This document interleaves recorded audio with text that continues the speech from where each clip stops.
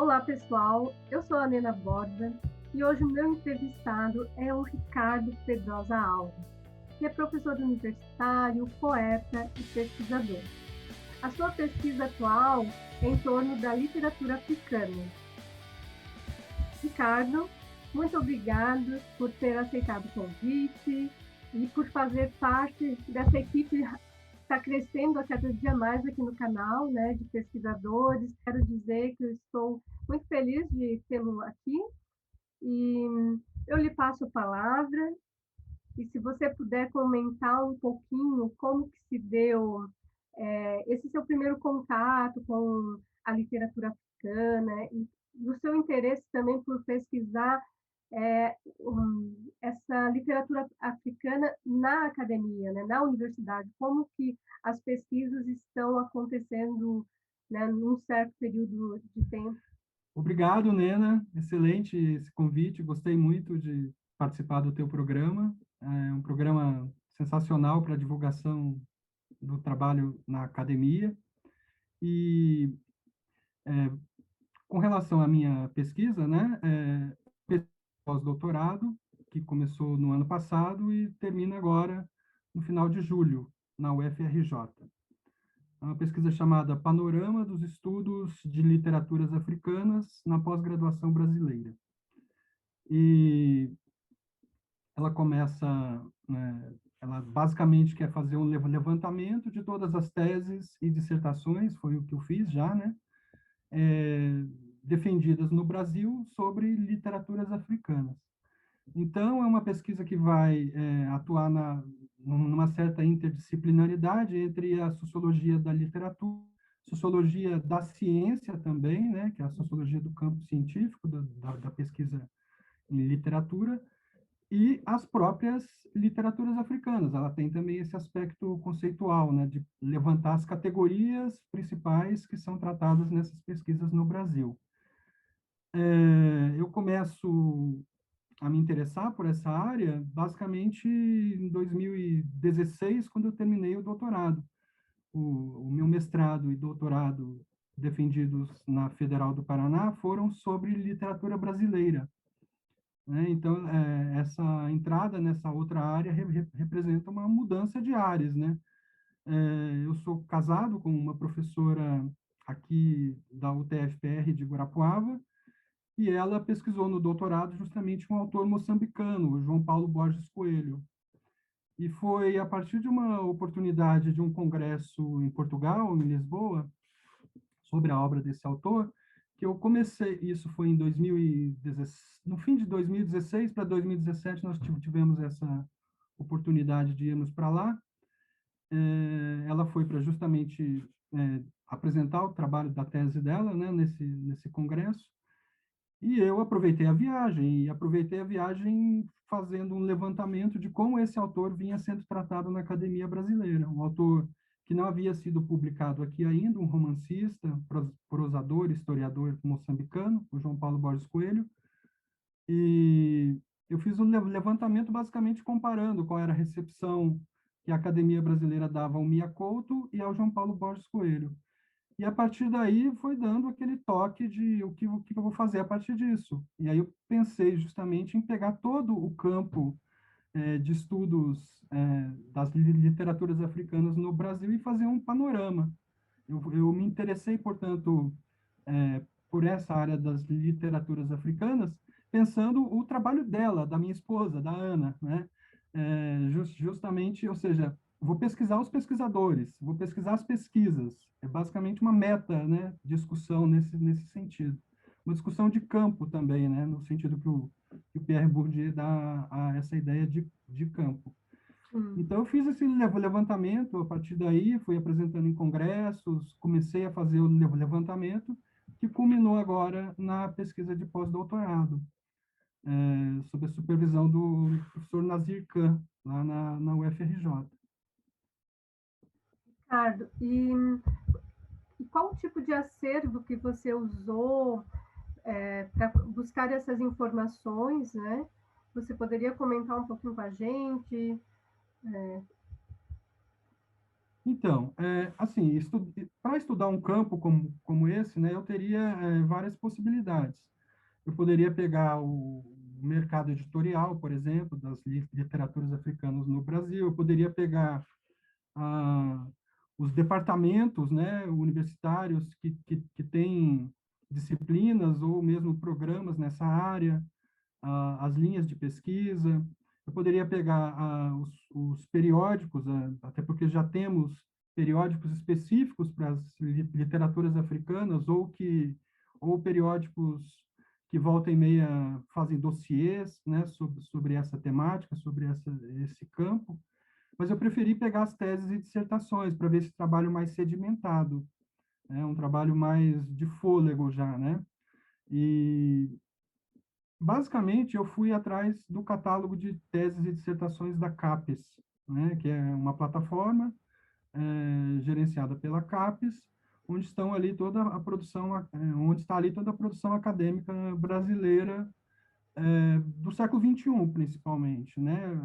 Muito do que eu pesquisei também do final do século XX, dos anos 80, 90, até dos anos 70, eu tive que buscar através de bibliografia, citações, buscando os principais nomes da área e fazendo um levantamento dos seus currículos para fazer o levantamento do que é que eles pesquisaram em dissertações e teses. Então, esse trabalho pregresso ao catálogo de teses e dissertações foi um pouco mais complicado, porque eu tive que ficar garimpando, né? Mas no catálogo de teses e dissertações, você tem lá uma ferramenta de busca, né?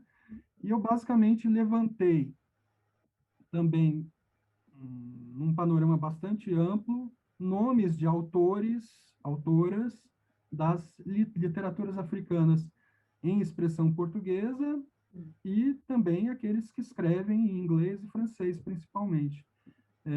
Foi difícil, por exemplo, com os autores da África Árabe, esses eu realmente não tive acesso, porque muitos é, você nem tem como grafar, né, os nomes desses autores para fazer essa busca, né? São outros caracteres. Então, mas esses autores praticamente também não são estudados no Brasil, né? Basicamente a África dita subsaariana, né, que é mais pesquisada aqui, com exceção talvez de Marrocos, Tunísia, algumas outras regiões assim. E então eu digitava os nomes dos autores e levantava o conjunto de dissertações e teses. Também fiz busca a partir de algumas expressões, como literatura angolana, como literatura, poesia moçambicana, uma série de expressões, eu levantei várias, né? E fui buscando algumas teses e dissertações que não tratavam especificamente de um autor, mas de um problema ou de um gênero textual específico, africano, né? Certo. E, Nessa sua busca, quais foram os autores e as temáticas que se destacaram? pois é. Então, Houve um destaque para algum houve sim, autor? houve sim. Quando a gente fala de literaturas africanas, né, em geral, a ideia que vem à mente é uma espécie de arejamento do cânone, de revisão daquela hegemonia do cânone eurocêntrico, do cânone ocidental eurocêntrico, anglo-saxão, tal. Então, tem sempre essa ideia de diversidade. Essa área é uma área muito engajada nesse arejamento, nesse cultivo do múltiplo cultural, esse cultivo do arejamento do cânone, né? Mas quando eu fiz o levantamento, eu percebi que não era bem assim. Havia uma predominância forte de alguns nomes mais disponíveis no mercado editorial, como é o caso de Mia Couto, como é o caso de Pepe Tela, como é o caso do Agualusa, né, como é o caso do próprio Luandino Vieira. Eu levantei entre 1979, quando eu descobri a primeira dissertação, é de 1979, da Simone Caputo Gomes, na PUC do Rio de Janeiro, sobre um autor de Cabo Verde. Até 2018, a minha pesquisa vai até 2019, mas eu ainda não fechei esses números. Então, até 2018, um total, é até esquisito, mas é um total redondo de 1.000 trabalhos. E desses 1.000 trabalhos, 85% mais ou menos estão no âmbito das literaturas africanas de expressão em português. Então, começa por aí, né? Já é uma África de mais de 50 países, recortada num viés muito lusófono, que abrange apenas 5 países. Então, quando a gente fala de literaturas africanas no Brasil, na verdade está falando de 5 países. E, e, e quando a gente pega especificamente esse ambiente da lusofonia, obviamente se destaca o nome de mais presença no mercado, que é o de Mia Couto. Então, assim, eu levantei 1.000 trabalhos, 1.000 dissertações e teses, mas muitos dessas pesquisas compreendem mais de um nome, né? São pesquisas comparatistas, por exemplo, Mia Couto e Guimarães Rosa, ou PPT e Saramago, o Pepetela e Mia Couto, o Paulina Chiziane e Conceição Evaristo, coisas desse gênero. Ou então até mais de muitas pesquisas trazem uma pretensão assim de panorama também. Então a poesia moçambicana, e aí entram na pesquisa 10 nomes, por exemplo, né? Então tem muito mais assim referências a nomes do que propriamente pesquisas. E no caso do Miyakoto, ele está presente, eu achei absurdo, mas ele está presente em 25% das pesquisas brasileiras de literaturas africanas. Eu até chamo isso um sequestro dos interesses da academia pelos interesses do mercado, né? E que não é um mercado brasileiro, né? Porque o Miyakoto é um nome de circulação mundial, faz parte da chamada literatura mundo hoje em dia, né? Como representante moçambicano. E que tem uma entrada muito forte no Brasil, né? Inclusive questionada essa entrada pelos movimentos negros brasileiros. Hoje em dia já há até há pouco tempo atrás isso não acontecia, mas mais recentemente já há um questionamento forte de dessa área de estudos se voltar tão predominantemente para esses autores oriundos da colonização portuguesa, como é o caso do Miyakoto, como é o caso do Pepetela, do próprio Agualusa, que são autores brancos, né? Então, essa é uma discussão importante do meu trabalho também, que é a discussão de que África o Brasil privilegia, né? É muito interessante isso, né? Porque você também cita a lei, agora esqueci o nome, 10.639. Que você vai mostrar que houve algumas mudanças, né, nessa lei também ultimamente, e como que essa lei ajuda para ocorrer essa integração, né, dos estudos africanos, né? Como que a gente poderia entender, né, qual que há realmente alguma mudança? Houve algum favorecimento para o estudo das literaturas africanas no Brasil? A sua pesquisa aponta algumas características ou algo que realmente mudou de 1979 para cá? Com certeza. Principalmente em termos de números. Isso aí é muito evidente, de números e de enquadramento mesmo de categorias. Eu vou falar disso um pouquinho também. Assim, a relação brasileira com esse tipo de pesquisa envolve também entender que tipo de relação que o Brasil estabeleceu com o continente africano, né? É uma relação que tem uma história, que gera uma diáspora, né, uma diáspora forçada, a submissão de uma população que se encaixa na estrutura social brasileira de uma forma escrava no início e subalterna na sequência, e que tudo isso tem uma herança que vai culminar nessa legislação e nessa reaproximação brasileira, principalmente a partir de 2003, ao continente africano.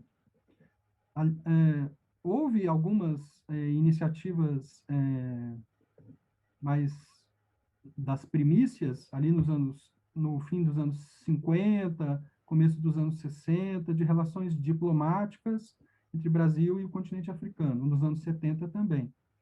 Mas é principalmente a partir do final dos anos 70 que começa a se desenvolver de forma mais efetiva o estudo brasileiro sobre a África em geral, os estudos africanistas, né? A gente pode colocar assim. Seja pela criação da revista África, lá na USP, no final dos anos 70, a Ática lançou uma coleção de mais ou menos 40 livros no final, a editora Ática, né? Mais ou menos no final dos anos 70, coleção de autores africanos. Esses livros ainda circulam ainda no mercado dos livros usados, né? Tem muito material ali, principalmente de expressão portuguesa. E a primeira dissertação que surge ali no final dos anos 70 também.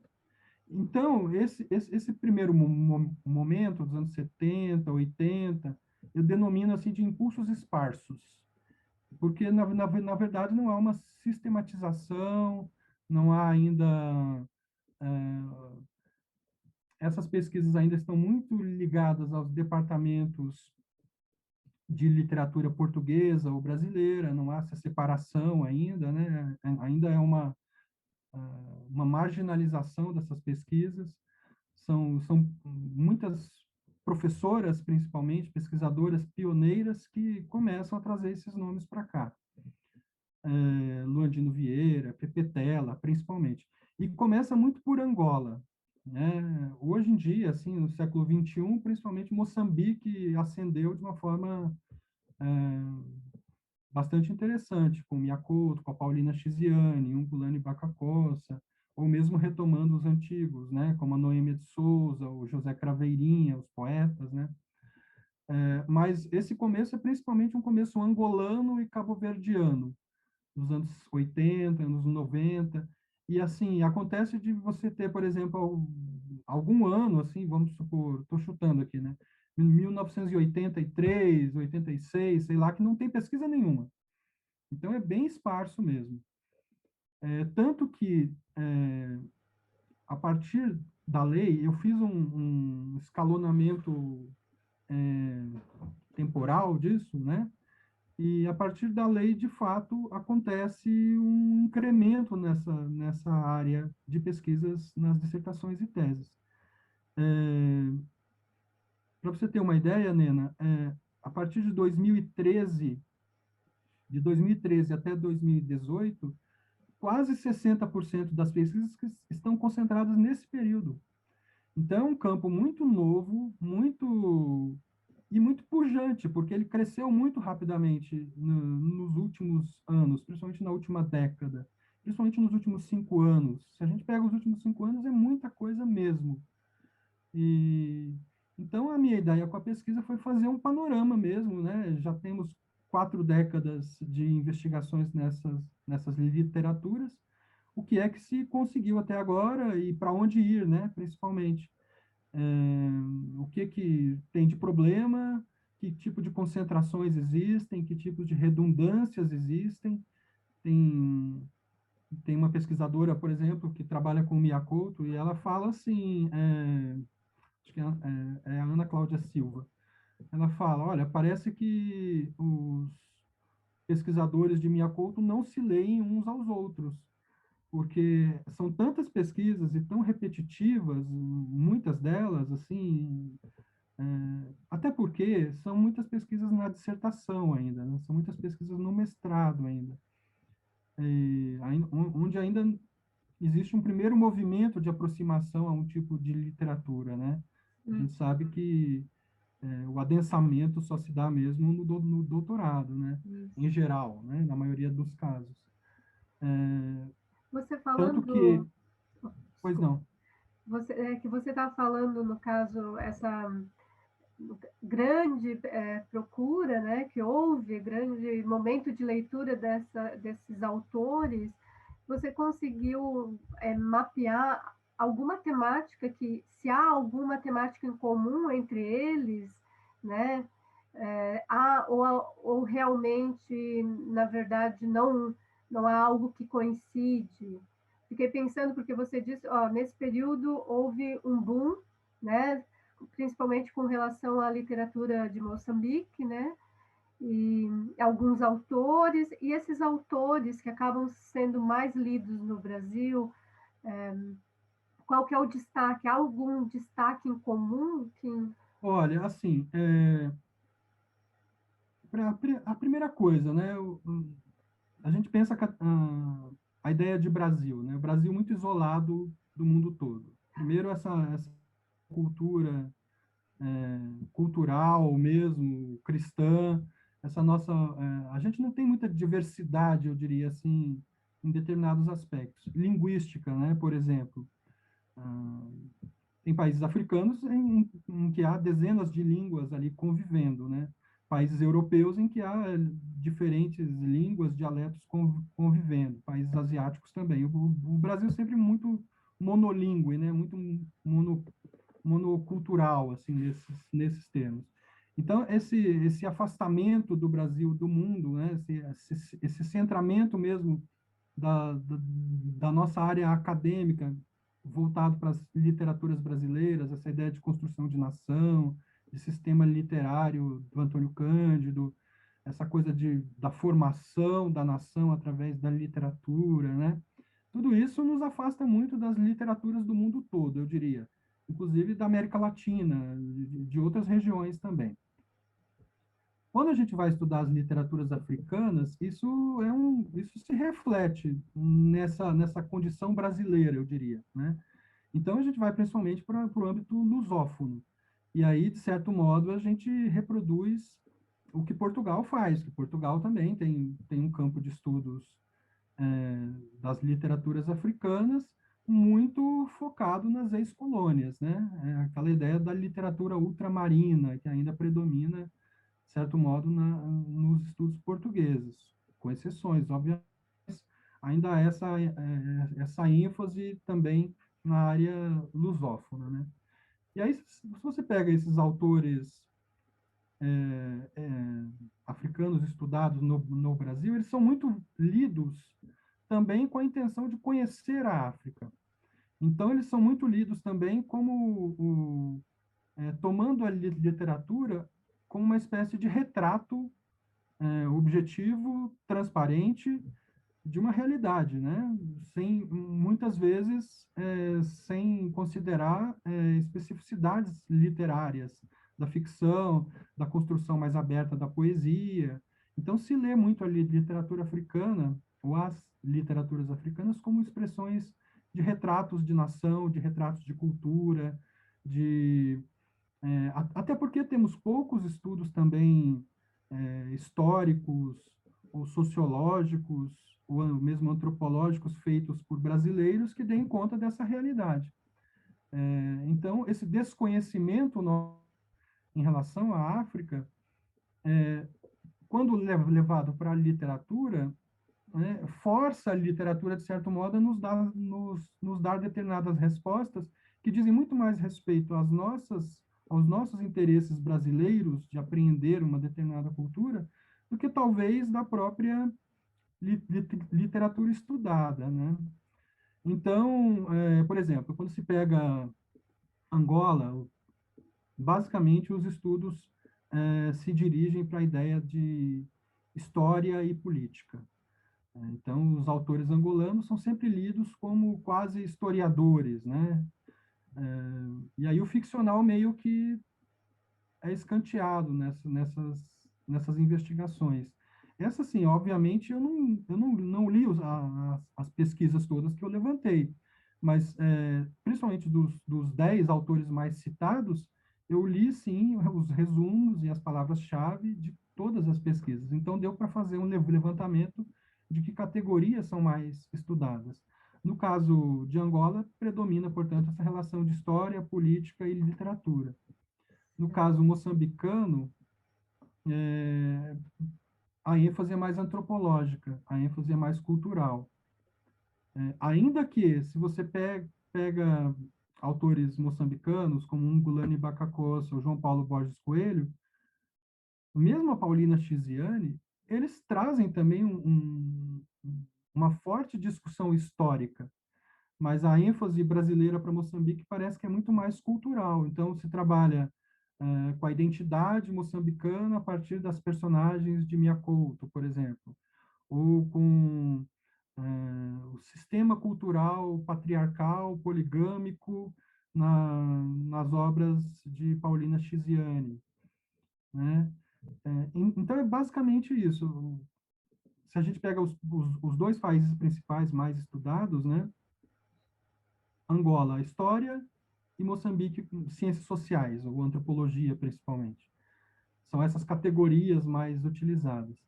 E aí as pesquisas, obviamente, são forçadas a uma certa interdisciplinaridade com essas outras disciplinas científicas, né, acadêmicas, mas acabam obscurecendo, de certo modo, no meu modo de entender, determinados aspectos literalmente ditos e, e de pensar um pouco o sistema literário desses países, né? A gente lê muito com o interesse brasileiro, muito com a ideia também de comunidade, né? De pensar essas literaturas escritas em português dentro desse panteão da língua portuguesa.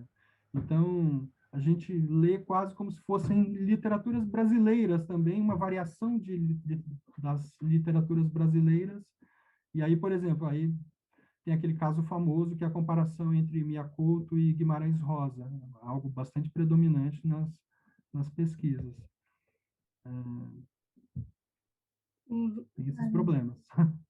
por um lado, eu acho que assim tem um lado positivo, né, que você mostra que houve um grande interesse, né? Eu acho que também o fato de nas universidades, se não me engano, também houve uma mudança curricular, né? Em que agora a gente tem a disciplina de literatura de língua portuguesa, não é agora separada, brasileira da portuguesa, né? Então há uma união, eu acho que isso ajudou bastante também, né, para que ocorressem mais pesquisas, né, com relação a outros países de língua portuguesa, porque eu acho que também quando você tem uma grade curricular na graduação que já fecha, né, ou brasileira ou portuguesa, né, acaba que também o aluno não tem muita opção, né? Eu acho que a partir do momento que se une, né, que se começa a pensar, então acho que talvez a gente ainda esteja num momento bem iniciante, né, pelo que você fala, porque eu acho que talvez essa repetição dos nomes, né? Eu acho esse primeiro, vamos, não sei se eu posso usar a palavra como primeiro contato, né? Isso é meio estranho, né? Mas como você está relatando, né? Essa frequência de alguns nomes faz pensar que esses estudantes, esses pesquisadores se apaixonaram, né? Por esses autores e todo mundo está estudando, e talvez agora, né, nesse momento que também a gente tem mais possibilidades de pesquisas, né, porque até, vamos dizer, até a década de 90, por exemplo, também a pesquisa ficava restrita a, ao que era publicado, né, pelas editoras, né, porque o acesso Exato, aos exato. livros também é restrito, Uhum. mas agora, queira ou não, a gente, com a internet, né, queira ou não, a gente acaba tendo muito mais acesso, né, a nomes, a divulgação, né, então acho que talvez, você acha que nos últimos anos, que você ainda não fechou, há um pouco mais de pluralidade? Ah, assim, é, olha, assim, eu estou aqui um pouco como trazendo as notícias ruins também, né? Sim, sim, mas o Então, que seja.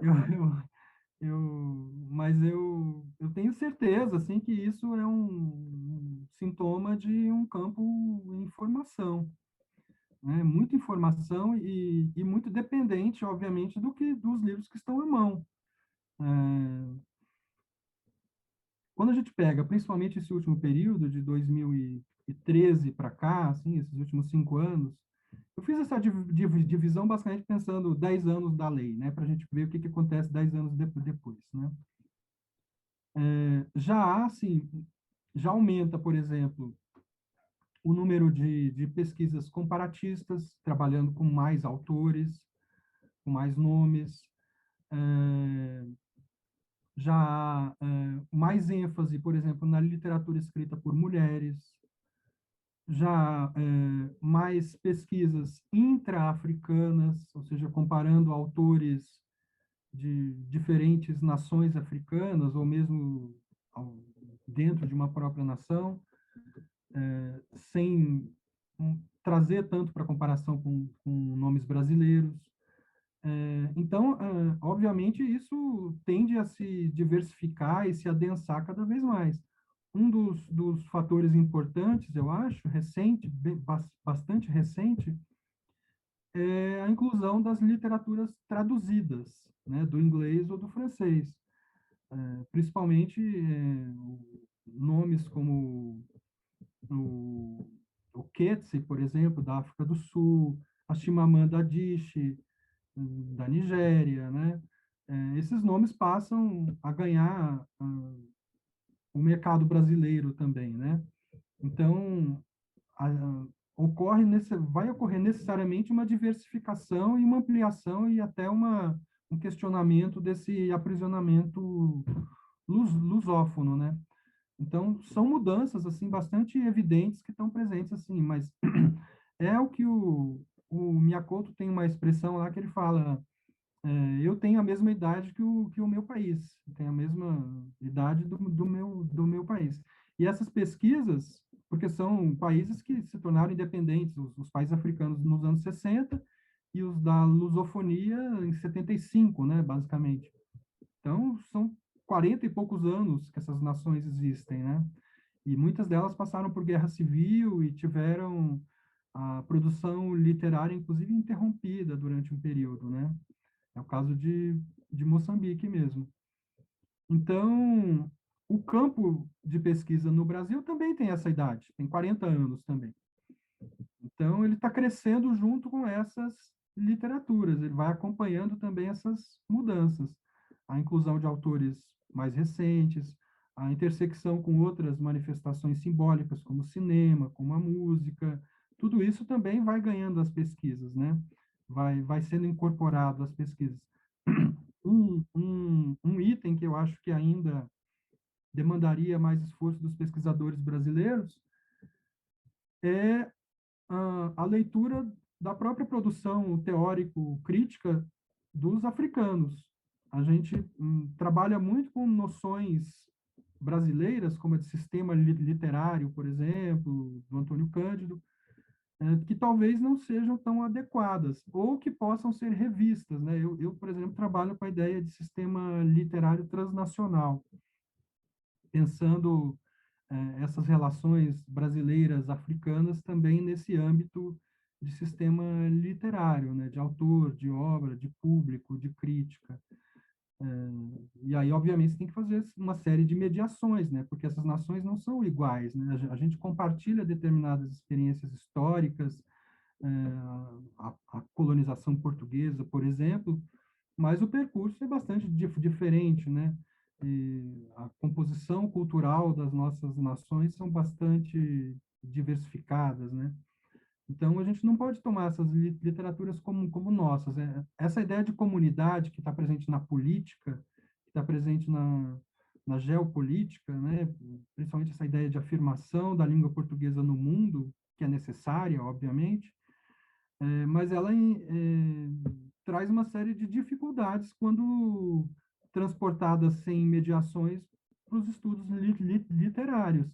Essa ideia de CPLP, de acordo ortográfico, ou mesmo a ideia de PALOPes, né, que existe em Portugal, dos países africanos de língua oficial portuguesa. tudo isso, quando se traz para os estudos literários, é preciso haver mediações. Por exemplo, Cabo Verde, São Tomé e Príncipe são países que têm produções literárias em línguas crioulas, que basicamente não são pesquisadas no Brasil. A gente pesquisa apenas os autores que escrevem em português, né? E claro, Nena, tem a questão do mercado editorial, ou seja, do acesso que nós, enquanto pesquisadores ou leitores no Brasil, temos a esse material. E que, obviamente, é muito dependente do mercado editorial, porque, principalmente nessa fase mais recente, 2013 para cá, quando ocorre uma disseminação e você passa a ter pesquisas nessas literaturas africanas, não só nos grandes centros, não só na UFMG, na USP, na UFRJ, na URGS, nas PUCs, né? Mas começa a ter no Amapá, no Amazonas, nos interiores, nas estaduais aqui do Paraná, por exemplo, né? Começa a ter dissertações e teses nessa área.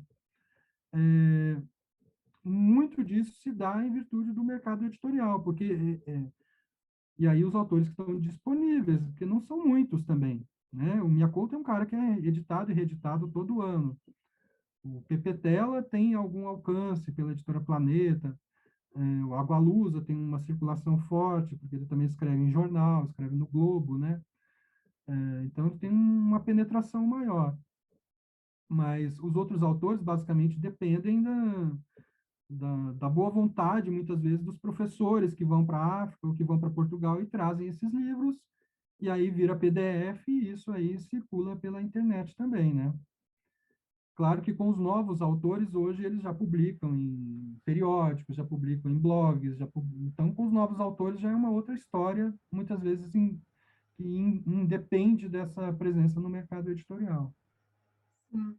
Ricardo, você comentou, né, com relação à crítica, né, que, que ainda os pesquisadores ainda estão fazendo uma leitura dessas literaturas africanas a partir de um ponto de vista, né, a partir do crítico, do Antônio Cândido, né, essa questão do sistema literário.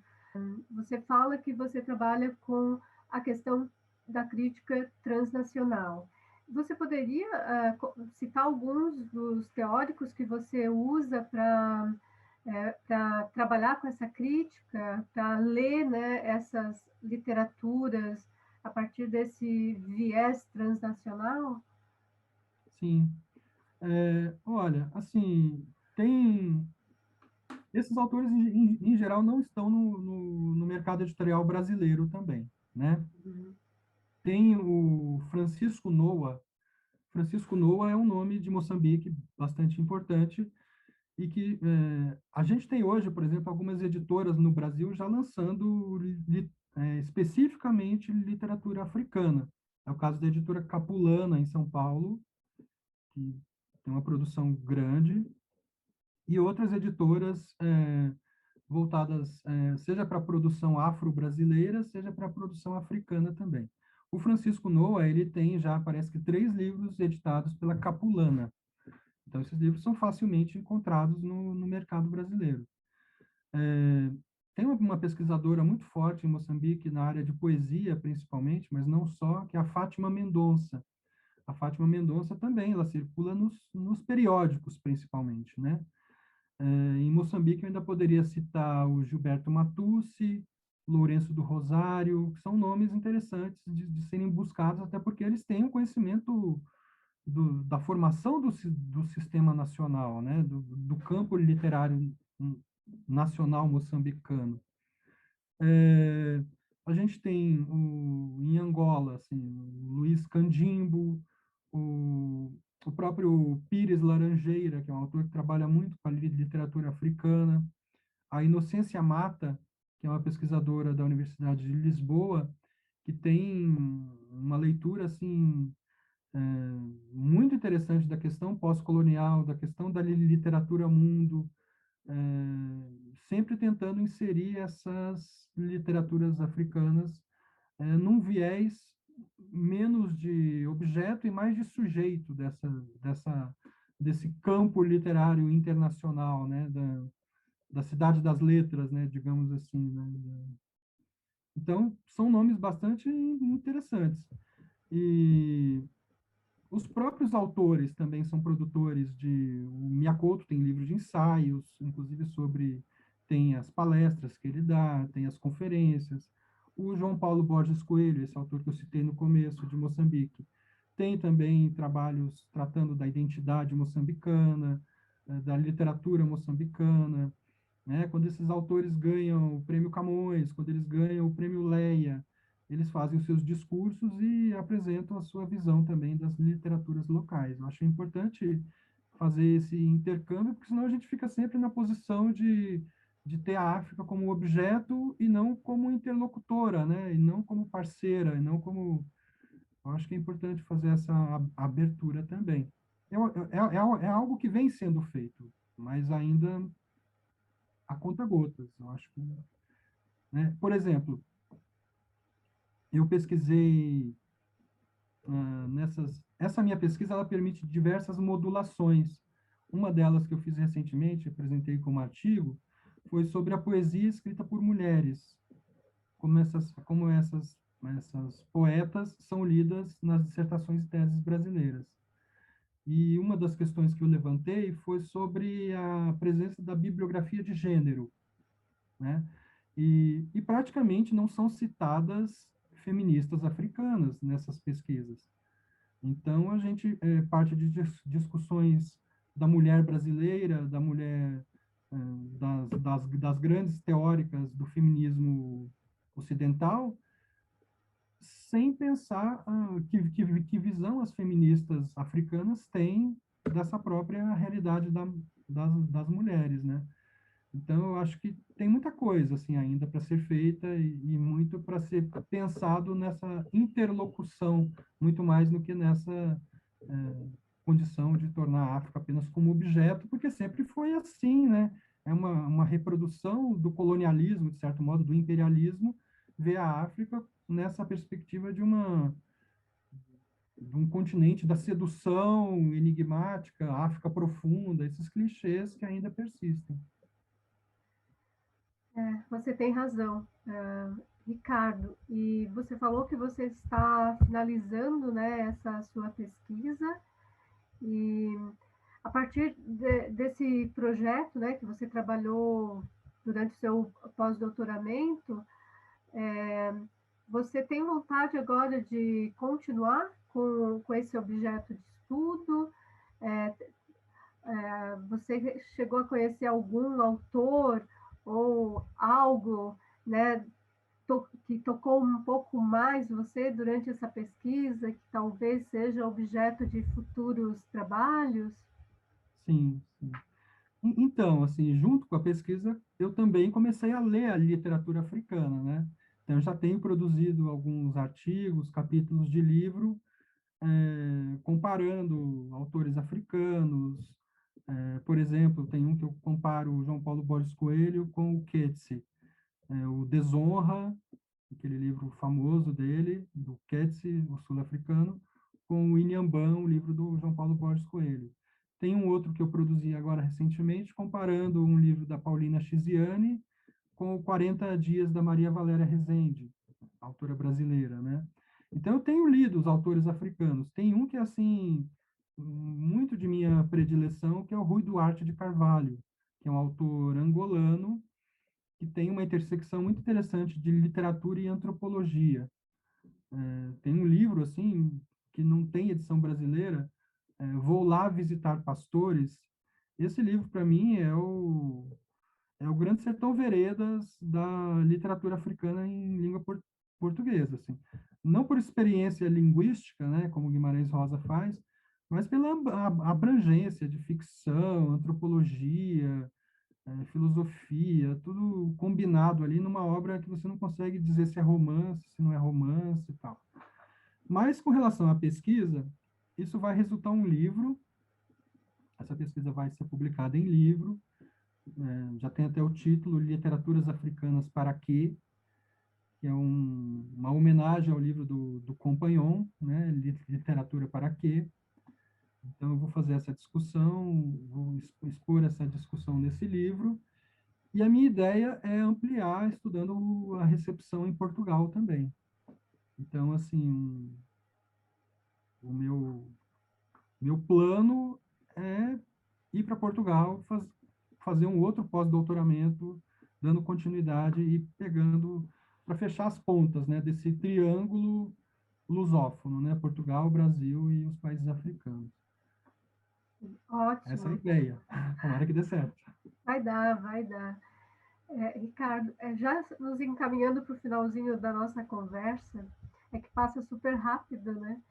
Sim, sim. Eu sempre peço, né, uma dica de leitura. Você acabou de comentar qual era o seu autor preferido, né? Mas para quem está iniciando agora a sua viagem pela literatura africana, o que que você indicaria? Quem está iniciando, né? Algum autor que ainda não é muito divulgado, ou algum autor que você tem um pouco mais de apreço, se você pudesse. Então, é, tem, assim, iniciativas editoriais interessantes, né? A editora da UFMG lançou Poetas Moçambicanos, uma coleção de 3 livros com poetas moçambicanos. Tem nomes ali muito pouco estudados. O Rui Knopfli é um nome muito pouco estudado no Brasil ainda. Luiz Carlos Patraquim, são 2 poetas muito fortes de Moçambique. E isso, inclusive, é um problema, porque a gente estuda muito romance e pouco poesia no Brasil, nas literaturas africanas. Teatro, nada, literatura infantil, nada. Basicamente, a gente lê romance, né? E também atendendo aquela ideia de ter um retrato do país. O romance te fornece isso mais facilmente, né? Do que a poesia, por exemplo. Então, eu indicaria esses poetas. O Rui Duarte de Carvalho é um nome, assim, para mim, incontornável, muito necessário mesmo, porque ele traz... É um cara que esteve no Brasil também, deu aula na USP, é poeta, é muito interessante. Mas eu queria indicar 2 livros de teoria, né, de estudos, né? A professora Helena Brugione, esse livrinho aqui, Isso. a professora Helena Brugione lançou esse livro pela editora da Unicamp, Literaturas Africanas Comparadas, Paradigmas Críticos e Representações em Contraponto. E aqui ela manipula muita literatura não disponível no Brasil. Assim, a parte teórica assim, é uma discussão gigante com tudo que a gente tem no pós-colonial, nos estudos culturais, essa discussão toda que ela faz, principalmente do que ela chama de mercantilização do exótico, que é uma das visões muito fortes também e persistente nos estudos das literaturas africanas. Então, esse livro é fundamental, eu acho, para qualquer iniciação. E tem um outro do meu supervisor lá na UFRJ, do Nazir, que ele trabalha especificamente de uma forma muito atualizada com o campo literário moçambicano. O livro se chama O Campo Literário Moçambicano e foi lançado pela Capulana. E ele pega muitos romancistas aqui, os poetas, e dá uma visão bem de dentro desse sistema literário moçambicano.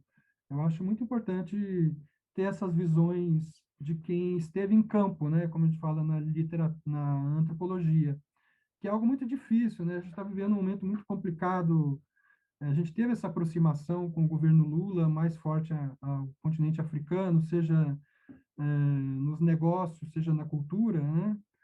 E que hoje a gente está vivendo um momento totalmente racista dentro do Brasil, que nos leva a ter muita dificuldade nesse campo, seja de financiamento, né? Inclusive, isso ataca diretamente as universidades. Então, possibilidade que muitos pesquisadores tiveram de fazer esse intercâmbio, de estar presente lá em Cabo Verde, em Moçambique, em Angola, nós não temos hoje, porque não existem essas bolsas simplesmente, né? Então, mas eu acho que é algo fundamental se retomar isso também, esses intercâmbios. Ainda existem muitos estudantes africanos vindo para o Brasil, mas é tudo resquício daquelas políticas de alguns anos atrás, né? Sim.